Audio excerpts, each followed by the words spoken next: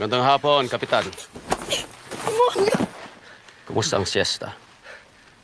General. Nakakaintindi ka naman ng Tagalog o Espanyol, hindi ba? Opo. Eh, putang ina mo. Bakit hindi mo sinunod ang utos ko dito?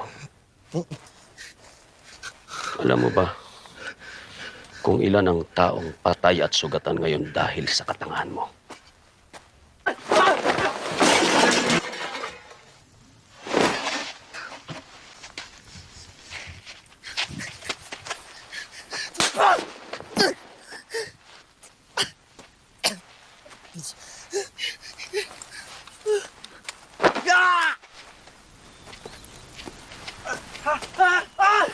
Kawaawang mga sundalo ng kawit.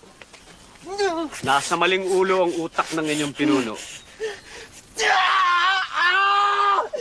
At hindi naman ganun kalaki ang utak niya.